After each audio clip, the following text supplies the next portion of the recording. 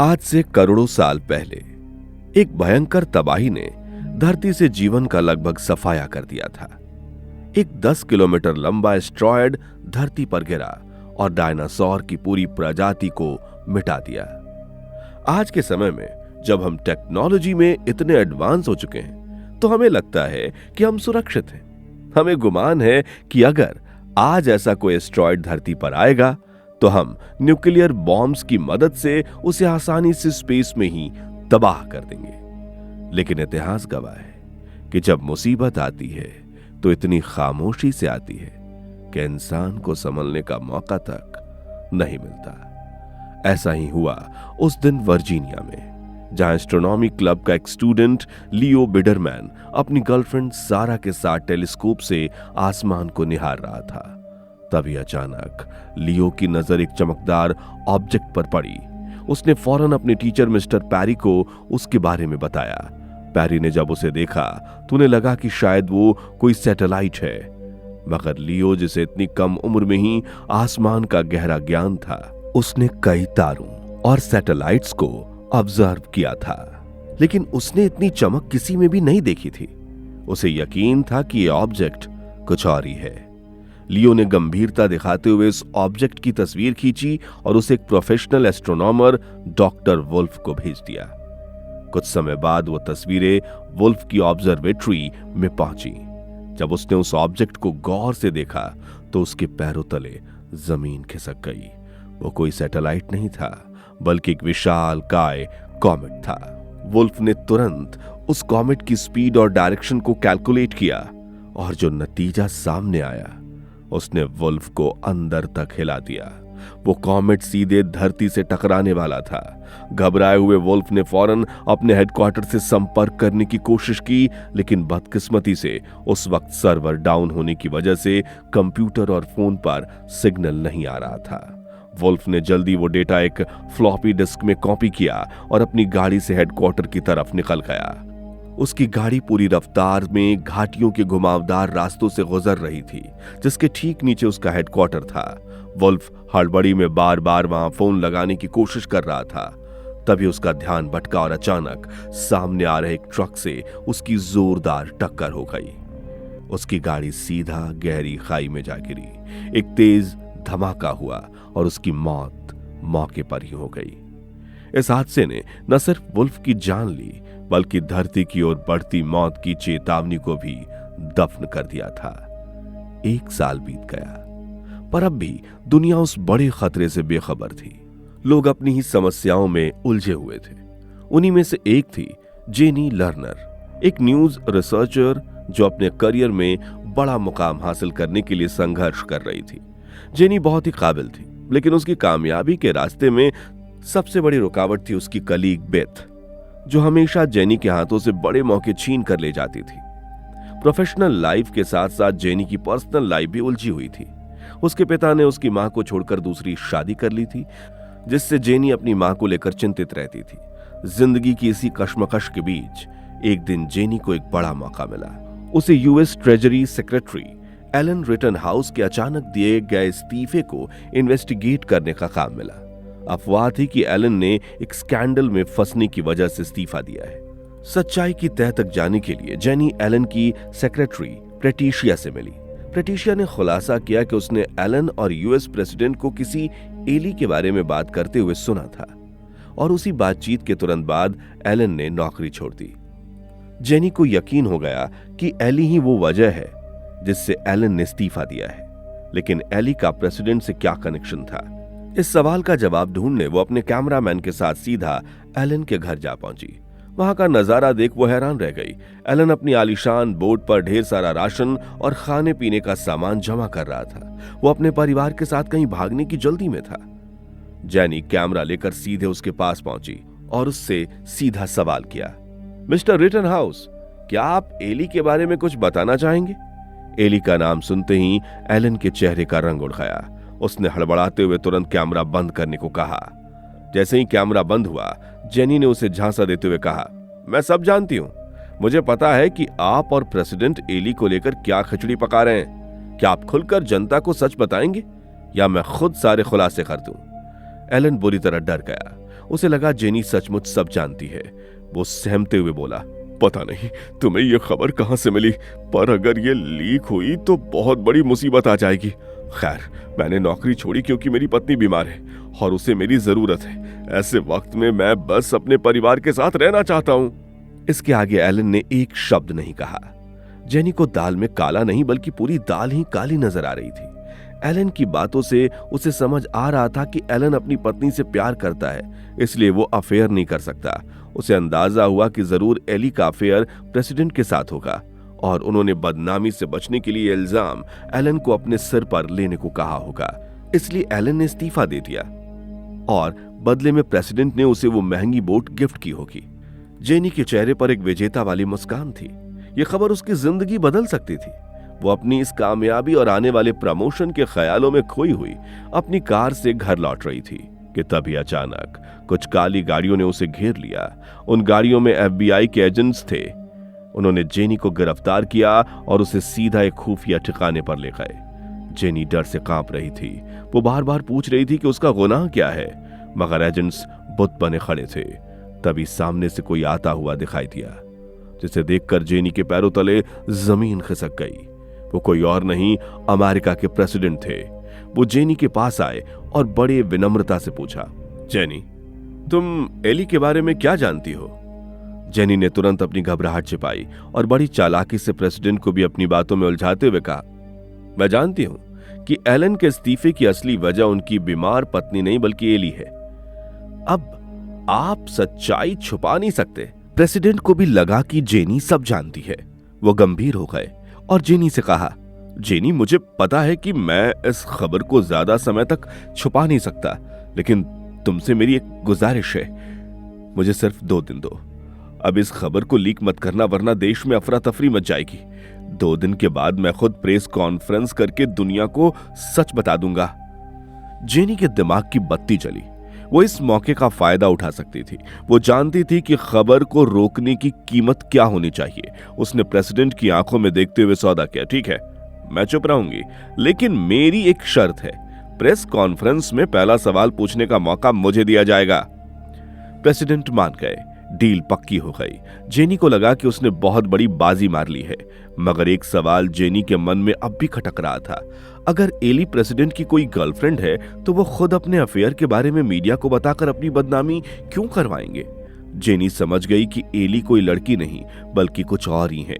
उसने इंटरनेट पर सर्च किया कि एली का और क्या मतलब हो सकता है। तब जो रिजल्ट सामने आया उसने जेनी के रोंगटे खड़े कर दिए।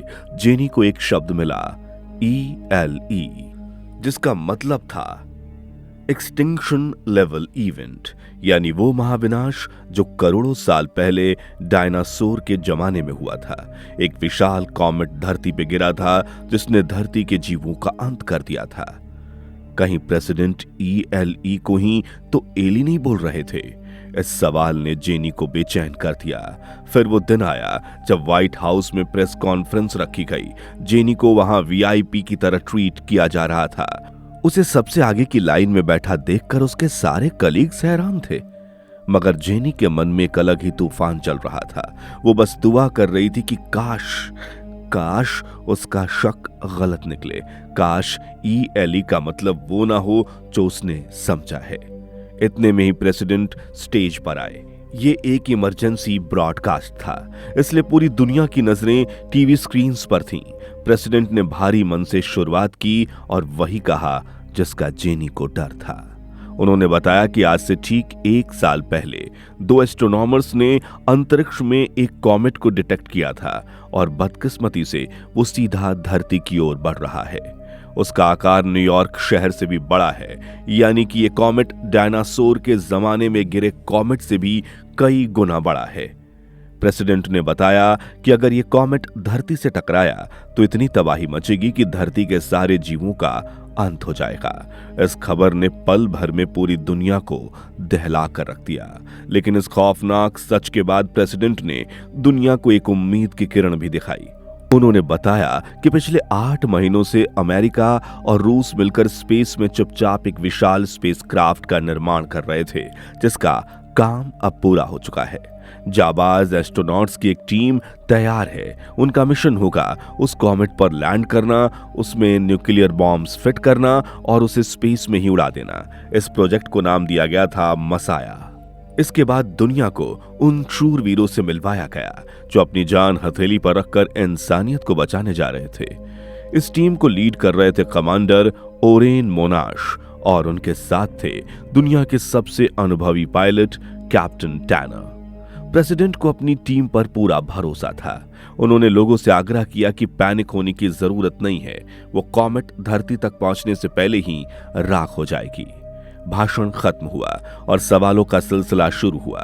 प्रेसिडेंट ने अपना वादा निभाया और भरी सभा में सबसे पहला सवाल पूछने का मौका जेनी लर्नर को दिया। जेनी अपनी जगह से उठी और उसने वो तीखा सवाल पूछा जिसने पूरे हॉल में सन्नाटा कर दिया।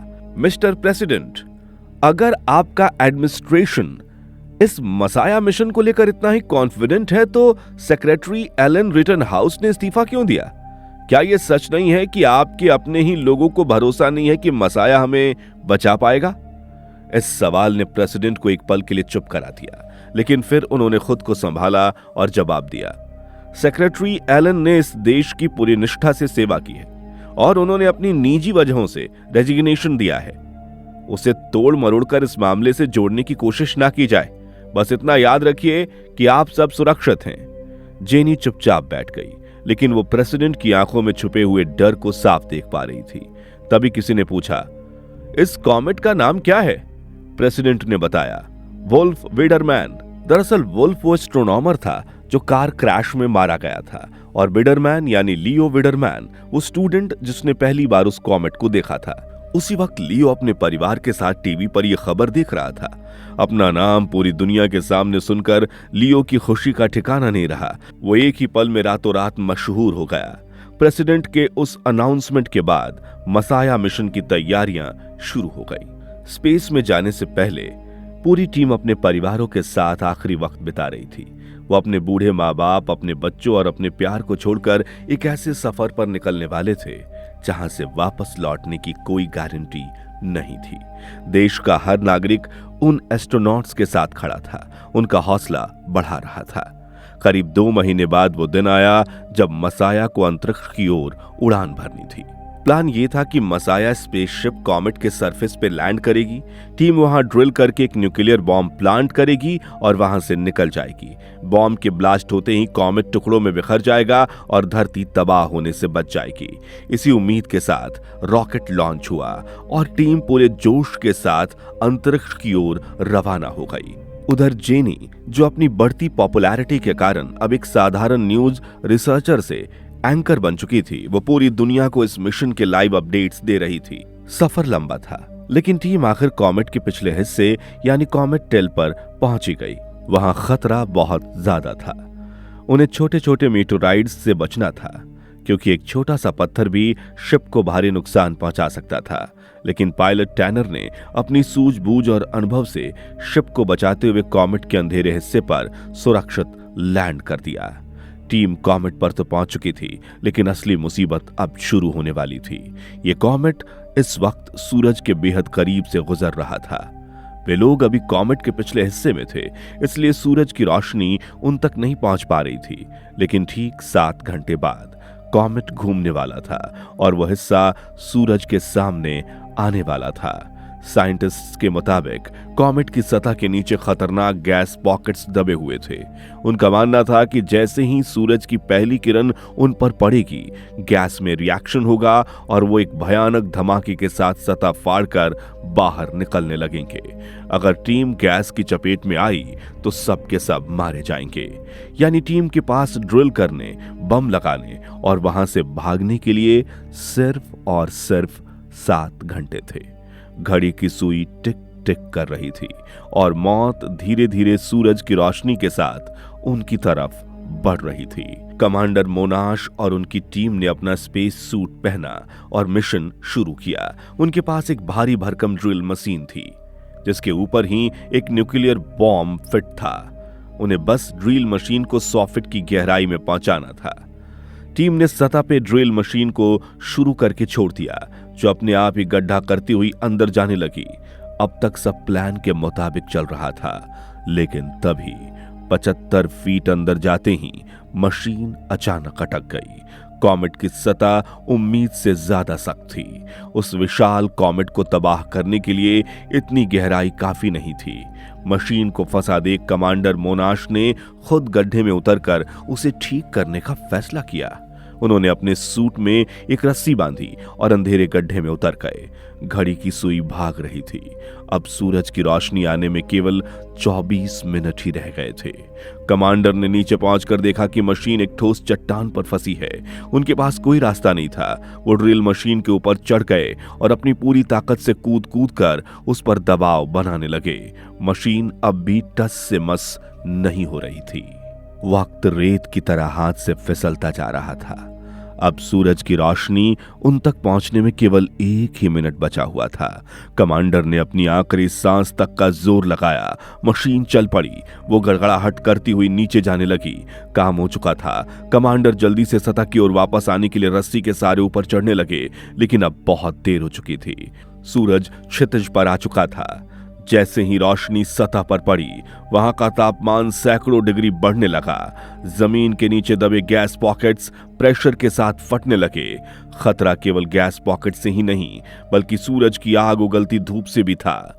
सभी ने अपने हेलमेट के वाइजर नीचे कर लिए ताकि सूरज की जानलेवा धूप से बच सके, लेकिन हड़बड़ी में कमांडर मोनाश अपना वाइजर नीचे नहीं कर पाए। नतीजन सूरज की सीधी और तेज रोशनी उनके चेहरे पर पड़ी, जिससे उनका चेहरा बुरी तरह झुलस गया और उनकी आंखों की रोशनी हमेशा के लिए चली गई। वे अंधे हो गए। बाकी टीम मेंबर्स उन्हें खींचकर शिप की तरफ ले जाने लगे, लेकिन मुसीबतों का सिलसिला अभी थमा नहीं था। अचानक ही उनके साथी गस के ठीक नीचे एक बड़ा गैस पॉकेट ब्लास्ट हुआ। प्रेशर इतना ज्यादा था कि गस को संभलने का मौका ही नहीं मिला। वो तिनके की तरह हवा में उछला और सीधा गहरे अंतरिक्ष में उड़ गया। बाकी लोग तो किसी तरह गिरते पड़ते शिप पर आ गए, लेकिन गस को बचाने का कोई रास्ता नहीं था। वो अपनी टीम की आंखों के सामने अंतरिक्ष के अंधेरे में खो गया। पायलट टैनर ने भारी मन से शिप को स्टार्ट किया और वे लोग कॉमेट से दूर निकल आए। सेफ जोन में पहुंचकर टैनर ने धरती पर मिशन कंट्रोल को अपडेट भेजा कि उन्होंने गस को खो दिया है और कमांडर बुरी तरह इंजर्ड हैं। यह खबर सुनते ही कमांड सेंटर में मातम छा गया, लेकिन अब फैसले की घड़ी आ चुकी थी। स्पेस टीम ने कॉमेट में बॉम्ब फिट कर दिया था और अब बारी थी धमाके की। पूरी दुनिया दिल थामे इस मिशन की सफलता की दुआ कर रही थी। आदेश मिलते ही टैनर ने बम को डेटोनेट कर दिया। एक भयंकर धमाका हुआ, जिससे तेज आग की लपट निकली जो पूरे अंतरिक्ष में फैल गई। बदकिस्मती से मसाया शिप भी उसी आग की चपेट में आ गया और अगले ही सेकंड शिप का धरती से संपर्क टूट गया। उधर व्हाइट हाउस में जब मिशन के अपडेट्स पहुंचे तो प्रेसिडेंट के चेहरे पर सन्नाटा छा गया। स्पेस में हुए उस धमाके के बाद दुनिया की निगाहें टीवी स्क्रीन्स पर टिकी हुई थीं। प्रेसिडेंट एक बार फिर दुनिया के सामने आए, लेकिन इस बार उनके चेहरे पर उम्मीद नहीं बल्कि एक गहरी मायूसी थी। आखिरकार उन्होंने भारी मन से वो सच बताया जिसने हर किसी की रूह कपा दी। उन्होंने कहा, मसाया मिशन फेल हो चुका है। न्यूक्लियर ब्लास्ट से वो कॉमेट नष्ट नहीं हुआ, बल्कि 2 टुकड़ों में बट गया। अब एक नहीं बल्कि 2 मौतें धरती की तरफ आ रही हैं। एक बड़ा टुकड़ा जिसे हम वुल्फ कहेंगे, जो 6 मील चौड़ा है, और दूसरा छोटा टुकड़ा विडरमैन, जो 1.5 मील चौड़ा है। ये दोनों अलग अलग या साथ मिलकर धरती से जीवन मिटाने के लिए काफी हैं। उनके टकराने से धरती का वातावरण धूल में लिपट जाएगा। सबसे पहले इंसान मरेंगे, फिर जानवर और फिर पेड़ पौधे भी खत्म हो जाएंगे। प्रेसिडेंट ने आगे बताया कि मसाया स्पेसक्राफ्ट से भी उनका कांटेक्ट टूट गया है। किसी को नहीं पता था कि वो क्रू जिंदा भी है या नहीं, लेकिन सरकार के पास एक आखिरी बैकअप प्लान था। प्रेसिडेंट ने दुनिया को द आर्क के बारे में बताया। दरअसल मिसौरी के पहाड़ों के नीचे विशाल लाइमस्टोन की गुफाएं तैयार की गई थीं, जहां 10 लाख लोगों के रहने के इंतजाम किए गए थे। तबाही के बाद वहां लोग 2 साल तक सुरक्षित रह सकते थे, जब तक कि बाहर की हवा साफ ना हो जाए। यह सिर्फ एक शेल्टर नहीं बल्कि इंसानियत को दोबारा शुरू करने का एक मिशन था। वहां जानवरों की प्रजातियों और पेड़ पौधों के बीजों को भी सुरक्षित रखा जाने वाला था। बाकी देश भी यही रणनीति अपना रहे थे। लेकिन सवाल यह था कि करोड़ों की जनसंख्या में से वो 10 लाख खुशनसीब होंगे कौन? इस पर प्रेसिडेंट ने बताया कि 10 लाख में से 2 लाख लोगों को पहले ही चुन लिया गया है। वे देश के best scientists, doctor, teachers, soldiers और आर्टिस्ट्स हैं। और अब बाकी बचे 8 लाख आम नागरिकों को एक नेशनल लॉटरी के जरिए चुना जाएगा और वो लॉटरी कंप्यूटर के जरिए निकाली जाएगी। प्रेसिडेंट ने साफ कर दिया था कि लॉटरी में 50 साल से ज्यादा उम्र के लोगों का नाम नहीं होगा, यानी कि बुजुर्गों को मरने के लिए छोड़ दिया जाएगा। हालांकि यह नियम केवल गरीब मिडिल क्लास लोगों के लिए था। अमीर बुजुर्ग तो पहले ही सेलेक्ट हो चुके थे। इस खबर ने पूरी दुनिया को हिला दिया। अब करोड़ों जिंदगियों का फैसला लॉटरी के एक नंबर पर टिका था। सरकार को जिस बात का डर था वही हुआ। मौत की खबर सुनते ही इंसान जानवर बन गया। हालात काबू करने के लिए देश में मार्शल लॉ लगा दिया गया। सड़कों पर सेना और टैंक उतर आए। आदेश साफ थे, लूटपाट करने वालों को देखते ही गोली मार दी जाए। फिर वो पल आया जब लॉटरी के नतीजे घोषित हुए। जो 8 लाख खुशकिस्मत लोग शेल्टर में जाने के लिए सेलेक्ट हो गए थे वो जश्न मना रहे थे, लेकिन वो करोड़ों लोग जिन्हें मरने के लिए बाहर ही छोड़ दिया जाने वाला था वो सड़कों पर उतर आए। हर तरफ आगजनी और दंगे शुरू हो गए। शहर जल रहे थे, बसें और गाड़ियां फूंकी जा रही थीं। इंसानियत दम तोड़ रही थी। इसी अफरा तफरी के बीच उधर अंतरिक्ष के सन्नाटे में मसाया टीम अभी जिंदा थी।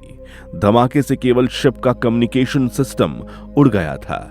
इसी वजह से उनका संपर्क टूटा था, लेकिन अब उन्होंने उसे रिपेयर कर लिया था। अब उनके सामने 2 रास्ते थे, या तो वो शिप लेकर अंतरिक्ष की गहराइयों में खो जाएं या फिर धरती पर लौटकर अपने परिवार को गले लगाकर मरे, क्योंकि उनका मरना तो तय था। सबने एक सुर में फैसला किया, घर वापसी। और मसाया शिप ने धरती की ओर रुख मोड़ लिया। इधर धरती पर जेनी को खबर मिली कि उसे शेल्टर में जाने के लिए सेलेक्ट कर लिया गया है। लेकिन यह खुशी नहीं, एक सजा थी, क्योंकि उसकी मां की उम्र 50 से ज्यादा थी, इसलिए उन्हें सेलेक्ट नहीं किया गया था।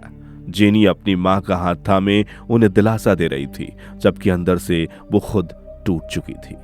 वहीं दूसरी ओर लियो विडरमैन और उसके परिवार का नाम पहले से ही वीआईपी लिस्ट में था, लेकिन लियो की गर्लफ्रेंड सारा और उसका परिवार लिस्ट से बाहर थे। लियो सारा से सच्चा प्यार करता था। वो उसे मौत के मुंह में छोड़कर जाने वाला नहीं था। उसने एक मासूम लेकिन बड़ा फैसला लिया। उसे लगा कि अगर वो सारा से शादी कर लेगा तो वो भी उसके परिवार का हिस्सा बन जाएगी और उसे भी शेल्टर में जगह मिल जाएगी। आनन फानन में तबाही के साए के बीच दोनों ने अपने परिवार की रजामंदी से शादी कर ली। एक तरफ लियो ने तबाही के साए के बीच अपनी नई जिंदगी की शुरुआत की, तो वहीं दूसरी तरफ जेनी की दुनिया हमेशा के लिए वीरान हो गई। उसे खबर मिली कि उसकी मां ने अकेलेपन और आने वाली मौत के डर से हार मानकर सुसाइड कर लिया है। जेनी पूरी तरह से टूट गई। वो मूसलाधार बारिश में भीगती हुई अपनी मां के अपार्टमेंट के बाहर बेसुध बैठी थी। उसके आंसू बारिश की बूंदों में मिल चुके थे। तभी वहां एक गाड़ी रुकी। उसमें से उसके पिता जेसन निकले। उनकी आंखों में अब सिवाय पछतावे के और कुछ नहीं था। उन्होंने भारी आवाज में बताया कि जिस औरत के लिए उन्होंने अपना हंसता खेलता परिवार छोड़ा था वो उन्हें इस मुश्किल घड़ी में छोड़कर भाग गई। उन्हें अब अपनी गलती का एहसास हो रहा था। वो जेनी के आगे गिड़गिड़ाने लगे, माफी मांगने लगे, लेकिन जेनी का दिल पत्थर का हो चुका था। वो अपने पिता को बुरा भला सुनाकर वहां से चली गई। वक्त गुजरा और कयामत का वो दिन नजदीक आ गया। कॉमेट धरती के काफी करीब आ चुका था। वो अब से ठीक 5 दिन बाद टकराने वाला था। मिलिट्री चुने हुए लोगों को शेल्टर में ले जाना शुरू कर चुकी थी। इसी बीच वो लियो और उसके परिवार को भी लेने आए। सोल्जर्स ने लिस्ट में नाम देखा, उसमें सारा का भी नाम था। ये जानकर लियो बहुत खुश हो गया, लेकिन ये खुशी चंद पलों की थी। अगले ही पल उसे मालूम चला कि सारा के मॉम डैड का नाम लिस्ट में नहीं है।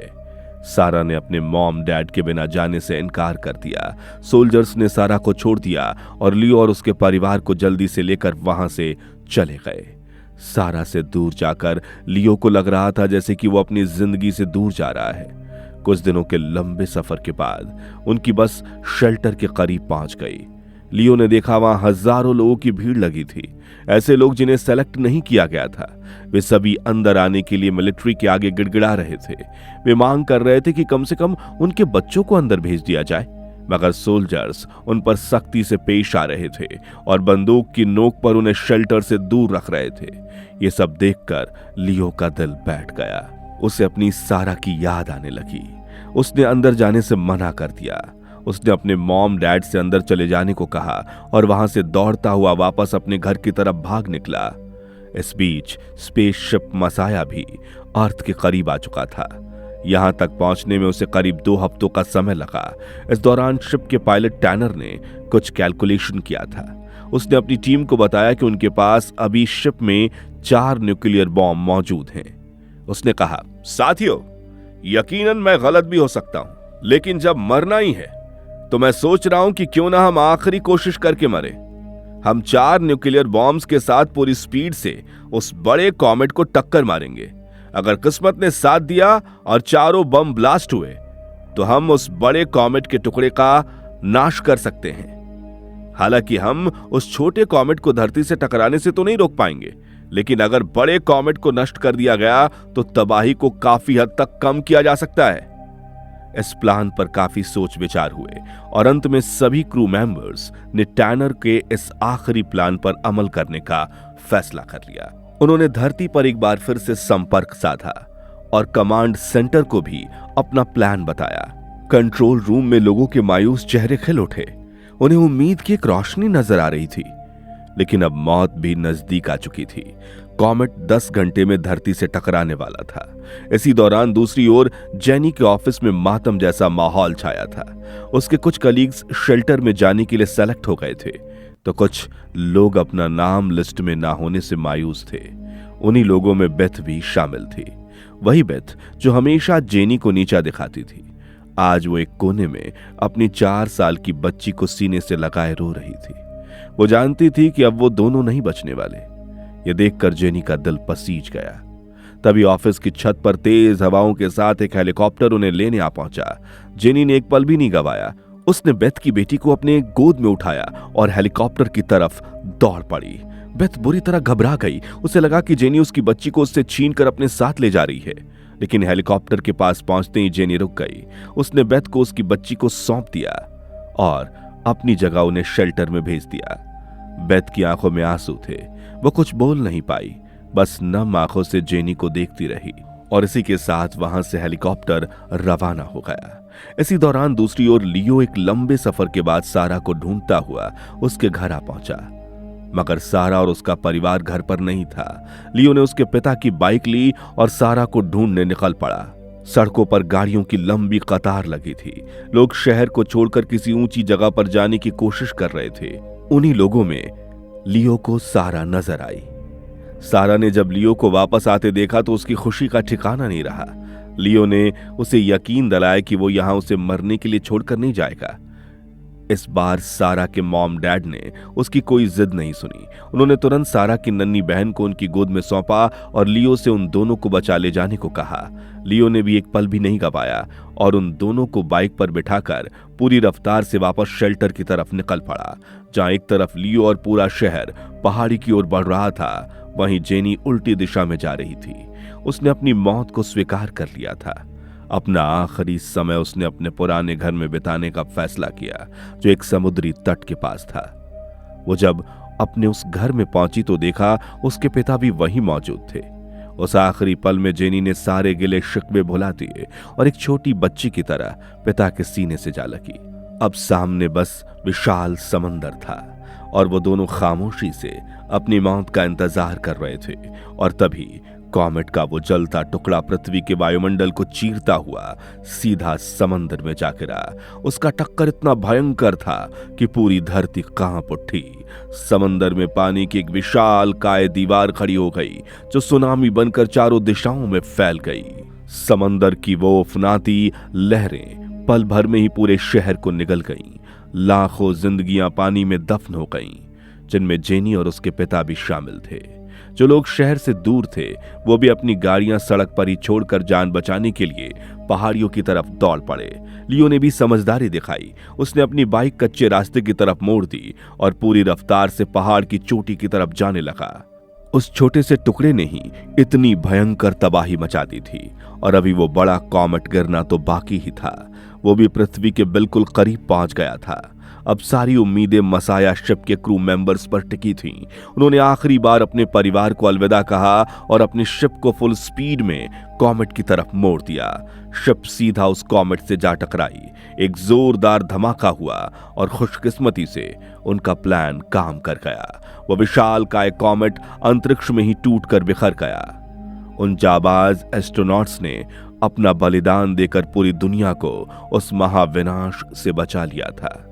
इधर धरती पर लियो भी अपनी जान पर खेलकर सारा को पहाड़ी के सबसे ऊंची चोटी पर ले आया था। गनीमत रही कि सुनामी की वो ऊंची लहरें उस चोटी को नहीं छुपाई और उनकी जिंदगी बच गई। खतरा टल चुका था, मगर जब समंदर का पानी उतरा तो लोगों को तबाही की एक भयानक तस्वीर दिखी। शहर किसी खंडहर की तरह नजर आ रहा था। उसी एक इमारत के सामने खड़े होकर प्रेसिडेंट ने नम आंखों से उन लाखों लोगों को याद किया जिन्होंने इस तबाही में अपनी जान गंवाई, और उन हीरोज को नमन किया जिन्होंने इंसानियत को जीने का ये दूसरा मौका दिया। प्रेसिडेंट ने दुनिया को संबोधित करते हुए कहा, यह अंतरिक्ष एक गहरे समंदर की तरह है, जहां कुदरत ने हमें जीने के लिए बस एक चट्टान का सहारा दिया है। यहां कब कौन सी लहर हमें डुबो दे, इसका कोई भरोसा नहीं, लेकिन जब तक मुट्ठी भर में इंसान जिंदा है, उम्मीद जिंदा है।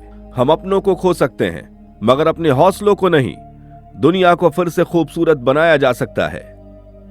इन शब्दों ने टूटे हुए दिलों में फिर से जीने की उम्मीद जगा दी, और इंसान अपनी दुनिया को फिर से स्वर्ग बनाने की कोशिशों में जुट गया। दोस्तों, इंसान चाहे कितनी भी तरक्की कर ले, कितनी भी ऊंची इमारतें खड़ी कर ले, कितनी भी टेक्नोलॉजी बना ले, लेकिन कुदरत के आगे हमारी हैसियत आज भी बस एक तिनके जितनी ही है। यह फिल्म हमें यही याद दिलाती है कि हम इस धरती के मालिक नहीं, सिर्फ कुछ वक्त के मेहमान हैं। प्रकृति हमें हवा देती है, पानी देती है, जमीन देती है, वो भी बिना किसी कीमत के, लेकिन बदले में हम क्या लौटाते हैं? धुआं, प्रदूषण, लालच और तबाही। यही हमारी सबसे बड़ी भूल है। हम पूरी जिंदगी दौलत, ताकत और शोहरत जोड़ने में लगा देते हैं।